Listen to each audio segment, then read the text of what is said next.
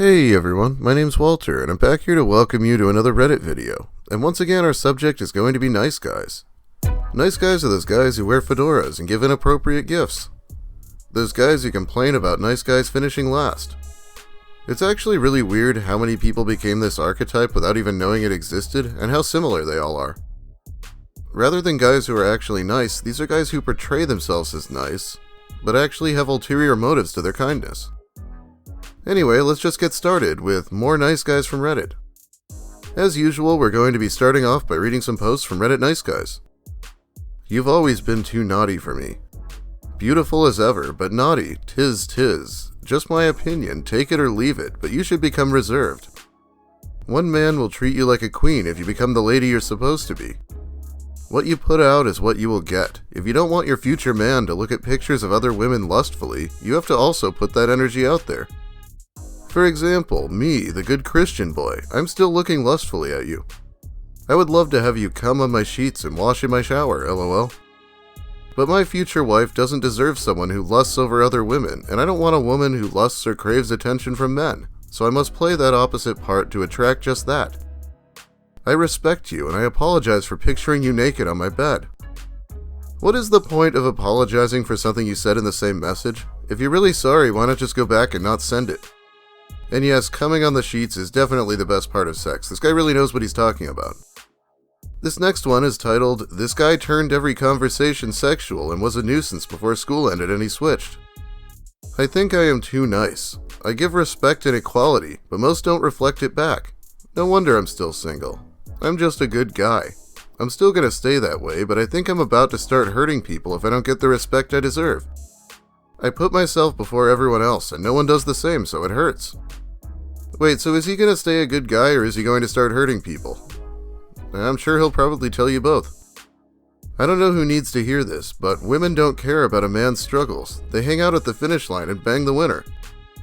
I'm not really demanding women care about my struggles, honestly. Jesus fucking Christ, what in the hell do you have to say to a girl on here to have her say something back? This isn't fair, I'm one of the good guys, damn it. God, we really have to try to be less thirsty. I've heard this month is No Simp September. What is wrong with women in our generation? Referring to Gen Z, of course. You see it everywhere. Women being abused or not treated right by their male partners. There is a catch, though. Most of these incidents are a result of women being unable to choose men that will be successful. This is something that happened to me. I am a male in my early 20s trying to complete an engineering degree. I have tried Tinder to no avail, as women enable anti-intellectualism, and are generally not that smart, so they are guaranteed to pick men who will not treated them right. All of this could have been prevented if they actually went for men who have the potential to be successful and are nice to them. It generally makes it hard for me to feel sorry for women who have been through a lot, when they made the choice to go with a guy who is a failure at life and treats her like shit. He sounds like the absolute stereotype of a young engineering student. If he's complaining about anti-intellectualism on Tinder, it probably means he tried to sound really smart in his bio and it didn't go over well. Oh hey, a college confession. These are always good. Why do nice guys never get the girl? I open doors for you. I smile. I'm polite. But all you are interested in is the guy dressed like an op shop that is not even trying. Is that the standard you are after now? Is there no point in dressing nicely and looking good anymore? Am I kidding myself? I feel like I'm in the wrong place and I don't fit in here. Help. Just want a nice and kind girl. Sounds like Elliot Rodger's problem. Well, one of them. I'm not really sure that college girls are after the guys who dress the best necessarily. He never really figured that out. Anyway, it's time to get to today's story. Today's story comes to us from Reddit Nice Guys Stories, the place where you too can leave stories about nice guys and I'll generally see them. I am pretty picky about which ones I use though. It's gotta either be the best part about my videos or the worst. What can I do to make you love me? Before my husband and I got married, I had a bit of a freak out about where the relationship was going because I felt like he deserved better than me. Because of this freak out, I ended up breaking up with him for a period of about 6 months and dated around for a while. Things were amicable, he was generous and patient, and obviously things worked out. Unfortunately, during the last 6 weeks of that 6 months, I dated the fabled nice guy. I don't look so good in this story either, but I feel like this saga was worth telling anyway. We'll call the nice guy M and my husband T. Once upon a time, I met M at a small gathering at my BFF's house. He was cute and funny and nice. We started hanging out with BFF, and he actually thought I didn't like him because I am very sarcastic. I told him that wasn't the case, and we even had a one-on-one hangout because he felt like we should get to know each other better for the sake of BFF. Eye roll. I realized I was kind of into him. Unfortunately, my BFF was also into him, so I was going to back off, but M kept coming on to me, and so I got BFF's blessing, or so I thought. That should have been my first clue to leave it alone because I could tell she was still uncomfortable, but she tried to be supportive. Things were rocky at the beginning. It was New Year's Eve and we ended up making out prior to a party we were all going to. Then he showed up to a party with another girl. I knew he had been talking to her, but he told me he had broken it off, and then there he was. I tried ghosting him, but he wormed his way in and got me to give him another chance. Anyway, we started sort of dating during Christmas break, so at first I had all the time in the world to give to him and to text back. But then I went back to school. I was starting my second semester of my junior year of college, a notoriously hard year in my program, and couldn't give him as much time or energy anymore. He lived 45 minutes away, and I had most of my classes in a building that had really bad cell reception. He would get really irritated when I didn't respond to him, but there wasn't much I could do about it. 3 weeks into this relationship, he told me he loved me, against the advice of BFF, and I told him I was definitely not in the same place. He tried to guilt me into saying it, or giving him a timeline of when I might, and even asked me a week or so later what he could do to make me love him. Yikes. Yeah, it really means a lot when you have to push someone into saying something. I'm not saying never say I love you after 3 weeks. It depends on a lot of things. How close you've been, how much importance you put on that stupid word. It's really a case-by-case basis here. Just be careful, it can freak a lot of people out. Around this point, the tension with my BFF was coming to a head because M wouldn't stop talking to her about the relationship. However, BFF and I have been friends since 2010, so we took the time to have a sit-down, talk about our feelings, and move past it like adults. In our minds, the matter was over. An important fact to note is that my program was about 90% male, and I was in a leadership position with 2 other guys in leadership reporting directly to me. I had taken the time to introduce M to all the guys I was working with regularly, but he was still sure I was cheating on him with at least one of them. Sure, I was close with one of the guys who reported to me. He taught me how to rock climb, and we were founding members of an honor society within our program, but we were never romantically involved and never wanted to be. In fact, I later helped him figure out how to propose to his girlfriend. Anyway, this became a recurring theme. I'd forget to text back or be unable to, and he'd freak out. Accuse me of being dishonest and get angry over little things. He got really weird about me going to a formal with one of my cop friends I'd promised to go to before we started dating. Even though I told him again and again it was just to help this friend out because he'd done the same for me when my date canceled a formal, and he had just broken up with his girlfriend. Again, good friend, never anything romantic. Around Valentine's Day, I was really realizing that this was just not it, and that I still had feelings for my ex. But I knew I needed to break up with him right, or it wouldn't go well. The week before, we'd been making out, and he kept trying to grab my boob, something I was not comfortable with. I had decided not to have sex before marriage, and to avoid the kind of contact that could lead to that. Not for everyone, I know, but that's what I chose. He went for it once, and I pulled his hand away and told him I was not comfortable with that. Then he went for it again, and when I stopped him, he said, "What? It's just a sack of fat." 1. Sexual assault. 2. Rude. I made some excuse to leave and GTFO'd. There were a lot of things I left out. Attempting emotional manipulation, gaslighting, my family didn't like him, he was rude to my BFF, and kept trying to tell me about how hard his life had been to get my sympathy. At least 99% lies. Constantly accusing me of cheating, wanting to know where I was, getting mad if I didn't stay long enough at his place, whining about the drive to mine, getting angry over me having other hobbies, acting emasculated by the fact that I was in better shape than he was and in a position of power, etc. I told him we needed to talk, and he flipped out and drove all the way to my house to try to sort it out. When he got there, my roommate was on the phone, so I made M sit and talk with me outside when he got there because I knew it would get loud. This guy sounds like the very embodiment of insecurity. Like if there's something new to be insecure about, he's gonna find it. It's not a very attractive trait. M and I were both religious, and I knew if I told him all the tangible reasons I was ending things, he'd just say he'd fix it and say he'd change, and I didn't want that.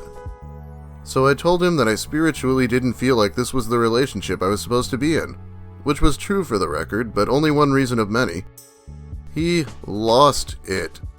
He got angry, he got sad, he got manipulative, he laughed, he stormed off and came back multiple times. He's lucky I had lost my voice, but I did tell him forcefully not to talk to me like that when he got loud. Finally, he wound down and seemed like he left for good. I went back inside the house, grateful to have that ordeal over. Then he came running back inside the house without knocking and asked when he should bring this book I had written back. I told him I didn't care and stupidly told him we could remain friends because he and BFF were still somewhat friendly. Then he left. I texted T that night, asking to talk and to maybe give things another go. We agreed to talk later and I went to bed, very satisfied that night. The next day was my busiest day of the week, with class, labs, or mandatory workouts from 6 a.m. to about 9 p.m. M had been texting me during the day, but I didn't have much time to respond. He asked when I was done with class, and I had said 9, thinking he just wanted to know when he could count on a response. Yeah, surely he can't get mad about her not texting back all the time now that they're not dating, right? Right?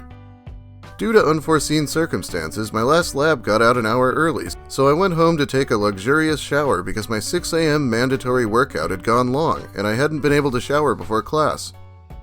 I got out of the shower and saw a text from M. He was at my house, wanting to come in. I told him he could wait outside while I got dressed, and didn't even feel bad it was chilly. After I dressed very warmly and covered up, I let him in. The first thing he said was that I had lied to him about when my class got out, and did not buy my story that it had ended early. He asked why I hadn't told him then, and got offended when I said I wasn't expecting him to come over and didn't know why he was there. He also had a yellow legal pad, and had apparently been up all night scouring the Bible for things he could use to tell me I was wrong to break up with him, and I couldn't have possibly felt that spiritual direction. He kept trying to scoot closer on the couch, and even asked if he could hold my hand at one point. My voice had returned, and I very clearly told him he could not. He listed all the reasons he was the perfect boyfriend. I never said I love you again. I tried to get along with your roommate's cat. I hung out with your friends. I never tried to grab your boob again, even though I wanted to, etc. Nothing of real substance. Oh yes, not touching someone again after they ask you not to is probably a positive thing, but it doesn't exactly mark you as the perfect boyfriend. Nor does any of this crap. I love the image of the guy studying the Bible to try to mansplain to his ex why she was wrong in a religious sense for breaking up with him. Eventually he ran out of things to say, and I asked if he was done because a couple people I knew were coming over to help my roommate with something. He asked if it would be weird if he stayed, and I said unequivocally yes. Again, he got offended and said he thought we were friends and still didn't think I had a good reason to break up with him. I tried to make a joke and say that I'm the girl the guys date right before the girl they marry. It had happened with the last 3 guys I'd previously dated before T, so it was pretty true. Instead of laughing, M just got all serious and said, "No, you're not the girl I date before the girl I marry." And I just wanted to say, well then enjoy being a bachelor because I am not the girl you marry. But I didn't want to make an uncomfortable situation worse. He finally left and I thought all was well. I had to notify campus security about his car because he showed up one other time but I wasn't home. Other than that though, I thought I'd never see him again. Wrong. A couple of weeks, maybe 2, later, I decided to go to church with my BFF. Fun fact, T and M were both part of the same congregation, but I thought M had moved away and T was supposed to be with his family. At this point, T and I were back together, so when he unexpectedly showed up for service, I was happy and we sat with each other and BFF in the back of the hall. Halfway through the service, who should show up but M? I tried to ignore him and just kept my eyes front. During the benediction, when everyone had their heads bowed, M got up and moved to be behind me.